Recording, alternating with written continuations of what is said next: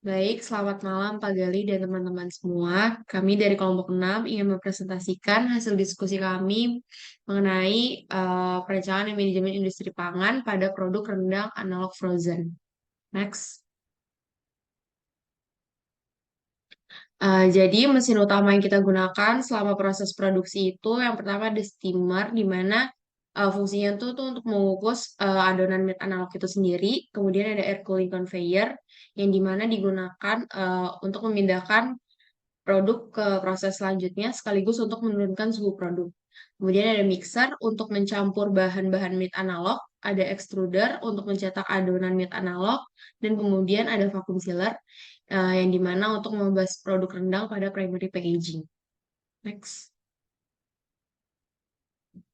Kemudian untuk peralatan pendukung yang kami gunakan, yaitu yang pertama ada conveyor, yang dimana untuk mengalirkan produk ke proses berikutnya, ada setil atau spatula kayu untuk mengaduk saat pemasakan rendang, kemudian ada boiler yang kita gunakan sebagai penghasil energi panas untuk proses steaming, dan ada timbangan untuk menimbang bahan-bahan, serta ada cold storage untuk menyimpan bahan baku dan produk yang sudah jadi.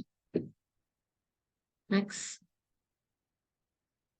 Eh, Selain peralatan pendukung tadi, ada juga forklift yang dimana berguna untuk memindahkan barang pada saat dari proses terakhir produksi ke gudang ataupun ke cold storage tadi. Kemudian ada pallet yang dimana berfungsi sebagai alas penyimpanan bahan baku di gudang. Kemudian ada tangki air, di mana tangki air ini berfungsi untuk menyimpan air-air bersih yang digunakan untuk proses produksi. Dan yang terakhir ada generator yang dimana berfungsi sebagai cadangan sumber listrik. Next. Kemudian untuk utilitas yang kami gunakan itu yang pertama di utilitas air di sini ada em, neraca yang dimana menampilkan jumlah air yang kita gunakan selama proses produksi, yang dimana perusahaan kami menggunakan sumber air dari PDAM. Next. Untuk utilitas listriknya itu sebenarnya secara umum kita menggunakan listrik yang berasal dari PLN, tetapi untuk cadangan listriknya kita juga menggunakan dari generator. Yang dimana kami di sini menampilkan contoh dari neraca massa energi, namun ketika dihitung totalannya yang kita butuhkan selama proses produksi per tahun itu 71.912 kWh. Kemudian di sini juga ditampilkan diagram penggunaan daya listrik yang kami gunakan. Next. Kemudian untuk utilitas bahan bakar sendiri, yang kami gunakan itu adalah solar untuk boiler dan juga generator cadangan listrik. Next. Kemudian pada pola aliran dan jenis tata letak, pola aliran bahan yang kami gunakan yaitu S-shape atau zigzag, dan kemudian untuk jenis tata letak produk layout yang kita gunakan adalah line balancing yang dimana memudahkan pada proses produksi dari awal sampai akhir. Next. Berikut ini layout pabrik kami. Next.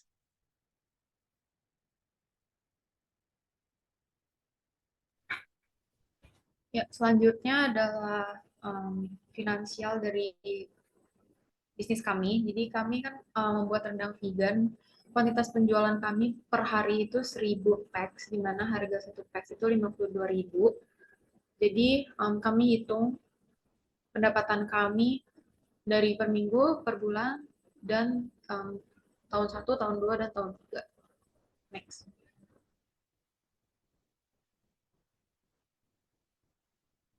Berikut adalah perincian dari biaya tetap dan biaya variabel kami.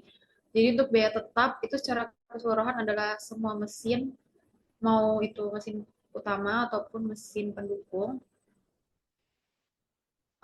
juga dengan sewa bangunan. Lalu untuk biaya variabel itu mencakup bahan-bahan yang kami gunakan, juga gaji karyawan, bagian produksi, office, listrik, air, dan gas. Next. Lalu kami menghitung HPP kami, yaitu dengan rumus biaya produksi per tahun dibagi dengan jumlah produksi, kami mendapatkan 7M 7,4 M. Lalu dari perhitungan BEP kami mendapat 46.690 unit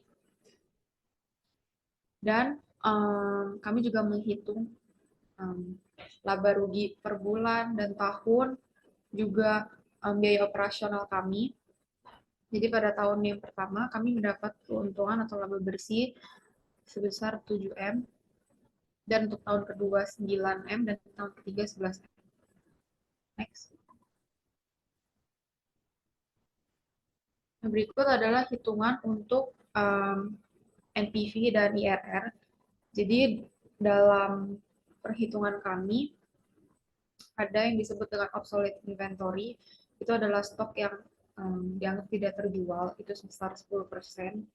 Dan juga biaya investasi kami, yaitu biaya dari biaya tetap. Kemudian kami mendapatkan NPV yaitu 8M dan IRR 36%. Lalu kami juga menghitung payback period-nya dengan rumus total cost dibagi net profit per year.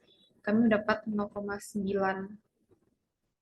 year, kurang lebih 1 tahun, dan juga rate of return-nya sekitar 1,04. Next.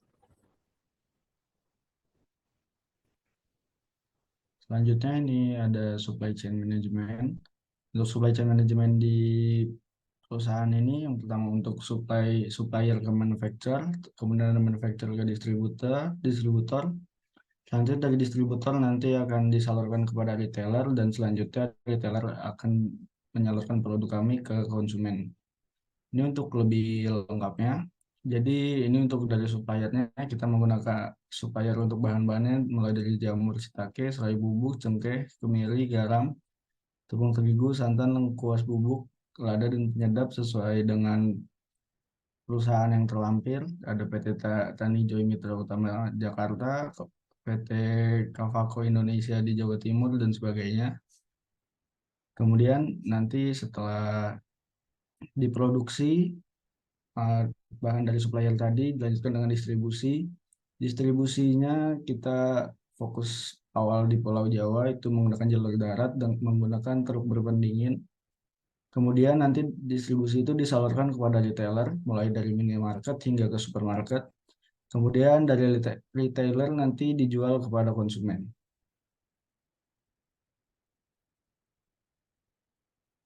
Selanjutnya ada manajemen sumber daya manusia. Perencanaan dan analisis pekerjaannya meliputi untuk HRD, deskripsi tugasnya, melakukan perencanaan sumber daya manusia, rekrutmen, manajemen kinerja dan evaluasi, pengembangan karyawan, serta perencanaan karir. Kemudian untuk teknisi, deskripsi tugasnya melakukan perbaikan terhadap sarana dan prasarana, baik di lingkungan pabrik dan industri.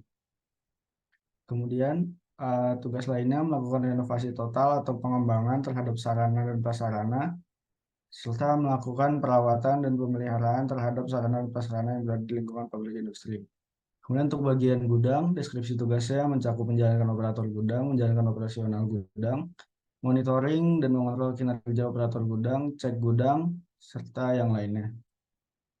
Selanjutnya untuk QC, tugasnya memantau proses produksi dan melakukan pengujian guna memastikan kualitas produk sesuai standar, menentukan produk mana yang layak jual dan yang reject atau yang tidak layak jual, kemudian merekomendasikan proses pengolahan ulang jika produk itu berkualitas rendah.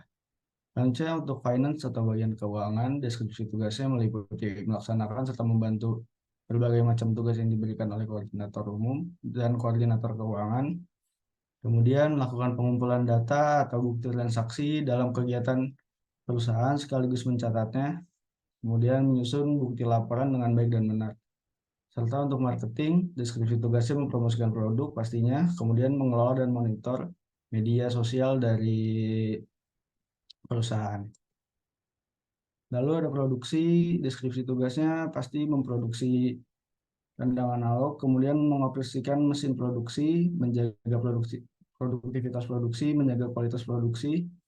Kemudian untuk R&D, deskripsi tugasnya melakukan riset dan pengembangan produk, melakukan uji coba awal, kemudian melakukan pengembangan tahap lanjut, melakukan kontrol kualitas produk, melakukan pembaruan produk. Lalu ada direktur perusahaan, deskripsi tugasnya meliputi menentukan kebijakan umum dari perusahaan, bertanggung jawab ke dalam dan keluar perusahaan, mengarahkan dan meneliti kegiatan perusahaan, serta menerapkan dan menyebarkan kebijakan tetap mengawasi pelaksanaannya.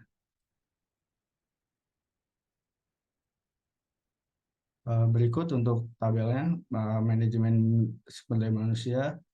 Untuk penerimaan bahan baku, jumlah pekerjanya 2, kualifikasinya itu minimal S1 Teknologi Pangan atau jurusan terkait, dan memiliki pengalaman minimal 1 tahun. Itu berlaku juga untuk bagian mixing sampai ke packing, dengan jumlah pekerja secara berurutan mixing 1, extrusi 1, steaming 1, untuk di cooking 3 orang pekerja, kemudian cleaning 1 orang, serta packing 2 orang.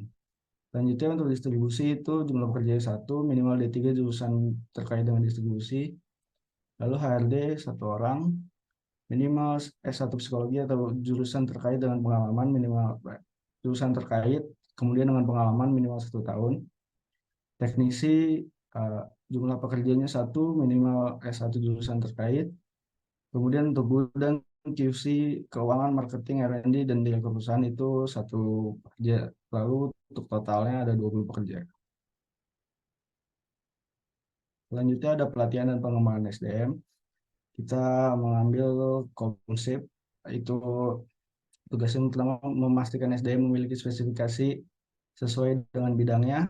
Penguatan kemampuan SDM dapat dilakukan dengan latihan terpadu yang dapat dilakukan rutin oleh perusahaan. Proses akan berjalan baik jika karyawan melakukan pekerjaan dengan bersukacita, yaitu dengan mendapatkan apresiasi dan reward. Selanjutnya akan dilanjutkan oleh Violen. Di sini kami juga menghitung waktu yang diperlukan per batch pada proses produksi, yang dimana kami juga menghitung jam kerja efektif dan kerja aktualnya, dimana kami memperkerjakan pekerja itu mulai dari jam 8 pagi sampai jam 5. Namun dapat dilihat dari perhitungan bahwa kerja efektif dari pekerja hanya selama 7 jam, yang dimana 1 jamnya merupakan waktu istirahat. Sehingga dari utilitas juga didapatkan sebesar 0,875%. Next.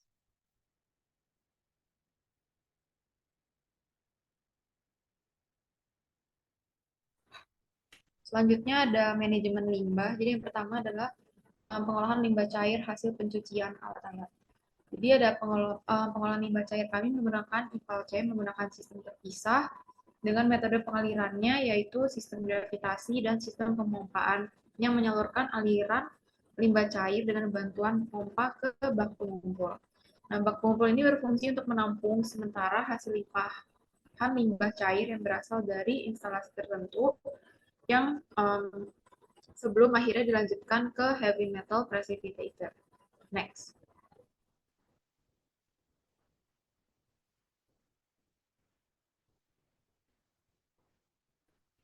Selanjutnya ada pengolahan limbah gas.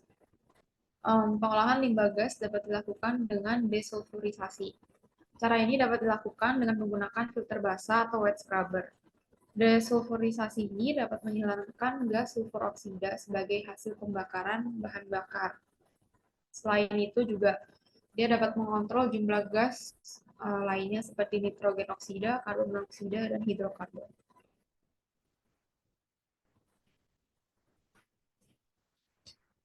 Lalu ada manajemen limbah padat anorganik. Di kami adalah kemasan plastik. Jadi limbah dapat dihasilkan dari produk reject. Nah, pengolahan dapat dilakukan dengan cara reduce atau mengurangi sampah plastik.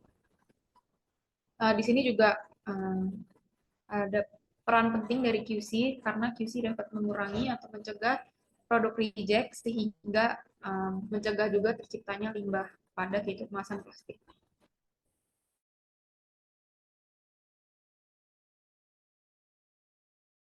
Selanjutnya, ini merupakan panduan untuk keamanan kesehatan kerja, yaitu menerapkan HACCP sebagai sistem keamanan untuk memastikan bahwa produk yang dihasilkan aman untuk dikonsumsi.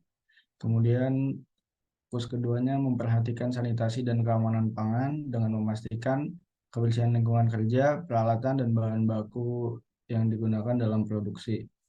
Kemudian memperhatikan pengelolaan limbah.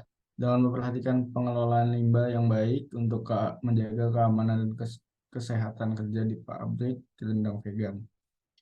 Kemudian memperhatikan sertifikasi halal untuk memastikan bahwa produk yang dihasilkan dapat dipastikan halal dan aman untuk dikonsumsi masyarakat dengan adanya sertifikasi halal dari MUI.